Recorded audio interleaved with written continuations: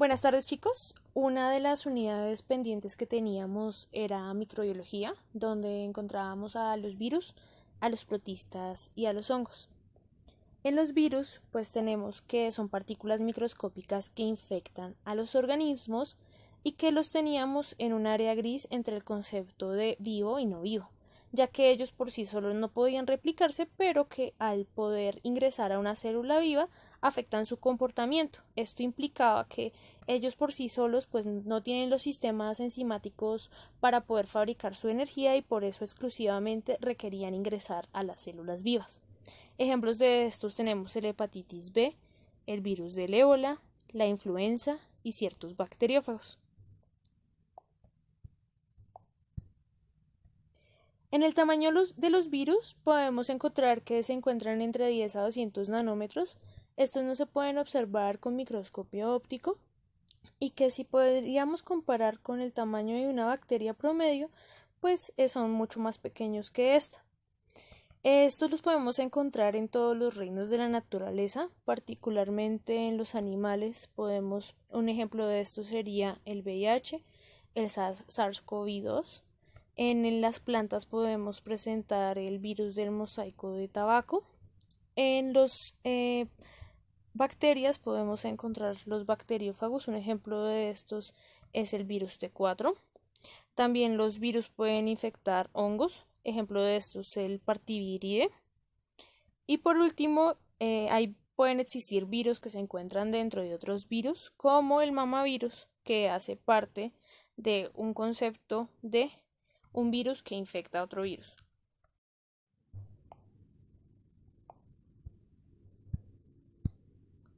Dentro de sus características generales podemos encontrar que el genoma de los virus puede variar impresionantemente. Podemos encontrar dentro del ácido nucleico ADN, ARN, ambos. Podemos encontrar que pueden tener forma lineal, circular o segmentada, que sus cadenas, como podemos observar en esta imagen, pueden ser bicatenarias, es decir, las dobles hélices, o monocatenarias. Podemos encontrar también que hay una variación en los sentidos en que se va a leer este genoma, puede ser en el sentido positivo o en el sentido negativo. Adicionalmente podemos encontrar dos tipos de replicación, lítico y lisogénico, que está relacionado con la muerte de la célula cuando ingresa el virus. La estructura vírica vamos a verla aparte, ya que es muy especial en este grupo. Y pues vamos a encontrar que los virus pueden tener, dependiendo del huésped, van a tener unas variantes. Podemos, a modo de ejemplo, el influenza, que puede afectar diferentes grupos de animales. Sin embargo, cada grupo en particular va a presentar un tipo específico de influenza.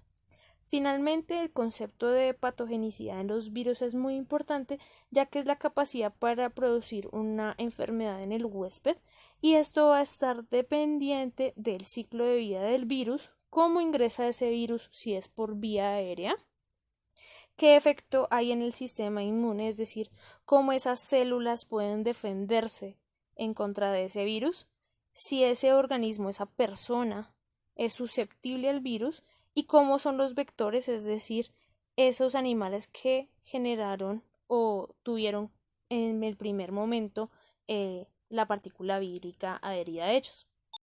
Dentro de la estructura vírica podemos encontrar dos estructuras muy características en los virus, que es la cápside y la envoltura. La cápside pues son proteínas que están envolviendo el material genético. Pueden, digamos, definir como tal el tipo de virus, que pueden ser poliédricos, como esta estructura que está presente acá. Pueden ser envueltos, es decir, tienen una estructura adicional a la cápside, que la vamos a ver como la envoltura. Y los complejos, como el virus T4, el del bacteriófago T4, que presenta pues una estructura de cabeza, una cola, fibras proteicas y puntos de anclaje. ¿Cuál es la función de esta cápside? Pues proteger el genoma, y también está relacionado directamente con la interacción que tiene con las células del hospedador. La segunda estructura vírica que voy a mencionar el día de hoy es la envoltura, que la envoltura pues va a presentar fosfolípidos y glicoproteínas de superficie, ¿Qué va a hacer esto? Estas dos estructuras van a tener una relación directa con las células del huésped y adicionalmente va a generar una especificidad frente al virus. Eso significa que los virus pueden variar mucho en relación a sus proteínas de superficie. Para el proceso de ciclo reproductivo de los virus vamos a encontrar que depende de dos parámetros. El primero es la presencia de cápside sola o envoltura y el segundo es la variación del ácido nucleico, es decir, el proceso de transcripción que presenten todos los tipos de ácido nucleico como lo vimos en la anterior diapositiva. Para el ciclo reproductivo de los virus pues vamos a tener unos pasos. El primer paso es la absorción, que es esa unión de esa cápside con las proteínas y receptores específicos de nuestra célula del huésped. El segundo va a ser la penetración, que es la manera como ingresa ese virus a la célula huésped. Puede hacerlo de dos maneras, puede penetrarlo directamente cuando no presenta envoltura o puede hacerlo a partir de endocitosis si presenta una envoltura. El tercer paso es el desnudamiento, que es esa liberación del ácido nucleico dentro de la célula. El cuarto paso es el proceso de multiplicación, que es esa síntesis de ARN mensajero que está relacionado directamente con la formación de proteínas. Adicionalmente, pues también se van a tener replicación de copias del genoma viral, pues para poder armar nuevos virus. El siguiente paso sería el ensamblaje, que es ese armaje de todas esas proteínas de la cápside junto con el genoma que fue replicado. Finalmente, el último paso es la liberación, que puede estar relacionado con el proceso lítico o el proceso lisogénico. Un ejemplo pues que ya tenemos encima de nosotros es el coronavirus, el SARS-CoV-2. Este es un virus single strand RNA de hebra positiva, es envuelto. Eso significa que presenta proteínas de punta y proteínas envelope que están rodeando toda esa estructura de la cápside. Adicionalmente, pues presenta una proteína de la nucleocápside que está asociada a ese RNA. El genoma particularmente codifica para dos poliproteínas largas y dentro de sus partes pues se presentan las proteínas punta, que son las S o las spike, que están relacionadas con la infección y con su proceso de patogénesis, la envoltura, que está relacionada con el ensamblaje, la membrana, que son las proteínas asociadas a membrana, y la nucleocápside, que vamos a ver que está relacionada con ese RNA que presenta este virus. Este virus en particular tiene una unión a receptor con la enzima convertidora de angiotensina 2. ¿Por qué pues es tan importante este virus? Pues teniendo en cuenta de que es un virus que presenta envoltura, el primero tiene que unirse al receptor de angiotensina 2. De aquí va a realizar la fusión y se va a liberar el genoma, que es de tipo RNA single strand de hebra positiva. Él tiene que generar una serie de mRNAs que están asociados a toda su estructura vírica. De aquí, para el proceso de ensamblaje y armaje, pues va a utilizar el retículo endoplasmático y el aparato de Golgi para unir todo, para generar todas las proteínas, tanto la S, la M como la E. Luego se va a generar una envoltura dentro de este virus y finalmente pues este virus, con la liberación, va a poder ingresar a otras células. ¿Por qué es tan importante la angiotensina, la enzima convertidora de angiotensina? Es porque esta enzima se une a los tejidos de superficie externa de los pulmones y por eso es que este es el punto de entrada del coronavirus y es uno de los puntos claves para considerar ciertas vacunas. Cambiando completamente de organismos, encontramos a los protistas, que pueden ser de tipo eucariótico pueden ser tanto microscópicos como macroscópicos, como en el caso de las algas. Los podemos encontrar con una variación de organización que puede ser desde organismos de tipo unicelular a organismos de tipo colonial. Podemos también encontrar una variación en cuanto a su alimentación. Puede ser de tipo autótrofo, es decir, que fabrican su propio alimento como las algas, o podemos encontrarlos como heterótrofos, es decir, que requieren de fuentes de alimentación para poder realizar su síntesis. Adicionalmente los podemos encontrar en tres organizaciones diferentes, como parásitos, ingresando a otros organismos, como simbiontes, formando asociaciones con estos, o alimentándose de materia inorgánica. En su mayoría son acuáticos y tenemos 6 grupos en particular. Unos grupos como coanozoos van a estar asociados y relacionados principalmente con los animales. Otros grupos como los cercozoos y los amebozoos están relacionados con los hongos, y el grupo de Rhodophyta que está relacionado con las plantas. Los otros 3 grupos, foraminíferos, cromalveolata y escabata, están aparte. Podemos encontrar pues tamaños muy variados en estos. Pueden ir del orden de un micrómetro de diámetro a 100 metros de largo, por ejemplo en el caso de Macrocistes, que es una alga.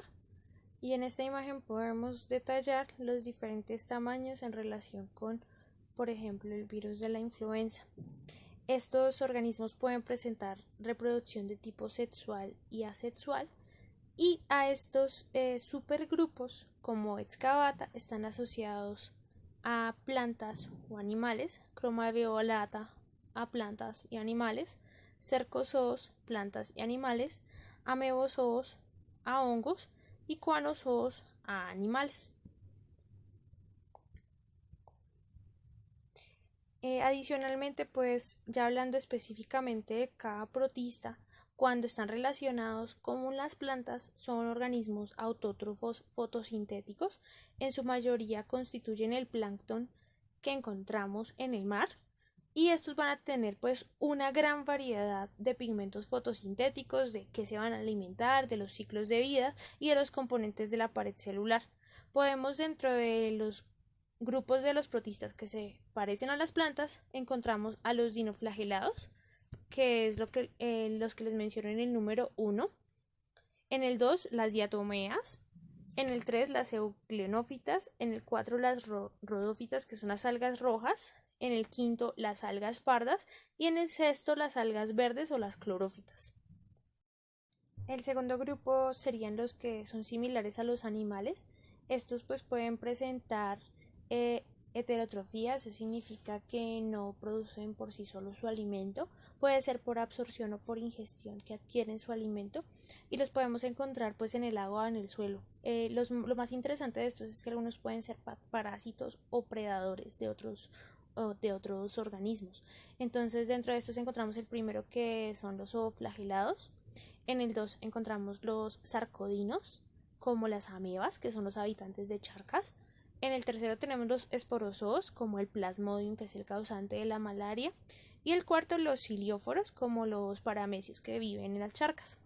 Finalmente, estructuras similares a los hongos también son heterótrofos, pero estos se alimentan principalmente de materia orgánica en descomposición.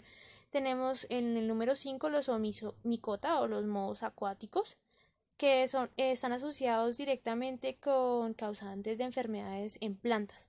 Y en el sexto encontramos los Myxomicotas, que son los mohos que se deslizan. De hecho, hay un estudio con uno de estos mohos gigantes que puede considerarse un organismo impresionante que puede atravesar zonas extensas de bosque. Dentro de este encontramos a Physarum, que pues forma esa masa amarilla que podemos ver ahí en el fondo. Finalmente, pues un grupo que quedaba pendiente eran los hongos. Pues estos organismos pues vamos a encontrar que son eucariotas, son microscópicos y que presentan también un crecimiento macroscópico. Microscópicos cuando hablamos de micelio y macroscópicos cuando hablamos de hifas. Estos organismos pueden ser unicelulares como pluricelulares, y podemos encontrar lo que pueden presentar también heterotrofía, es decir, que necesitan alimentarse de otros organismos, no lo hacen por sí solos. Pueden encontrarse como parásitos, como simbiontes o como saprótrofos. Y la nutrición pues está basada en que ellos tienen que liberar sustancias enzimáticas para poder procesar ese alimento.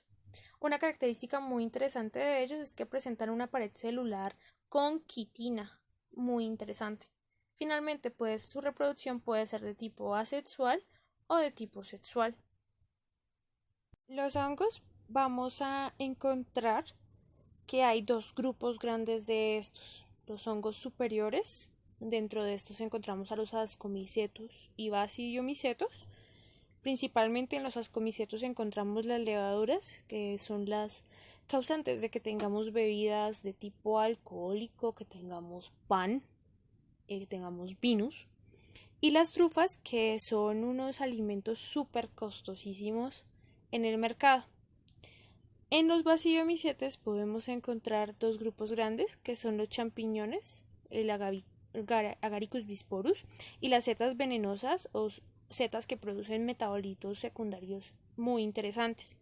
Dentro de los hongos inferiores podemos encontrar los oomicófitos, que es la clase Oomicete. Estos son interesantes puesto que ellos producen enfermedades dentro de las plantas como la marchites del tomate. Y finalmente los zigomicófitos, que son los hongos que encontramos como moho. Finalmente, finalmente podemos encontrar en esta tabla un resumen de los diferentes tipos de hongos. Por ejemplo, los ascomicota, los basidiomicota, los deuteromicotos, los zigomicota y los quitridiomicotas. Una particularidad muy interesante es que hay un grupo que se llaman los hongos imperfectos, y es porque no puede observarse su fase sexual, y en su mayoría pues vamos a ver que este grupo pues tiene unas características interesantes en relación a los alimentos que se pueden producir y a las enfermedades que pueden ocasionar. Un ejemplo de esto es Verticillium, que causa el marchitamiento de la papa, y el Aspergillus, que está relacionado con las aflatoxinas, que son unos agentes cancerígenos. De esta manera, pues damos por finalizado el grupo grande de microbiología, y para la próxima clase nos quedaría pendiente el concepto de simbiosis y de parasitismo. Muchas gracias por su atención.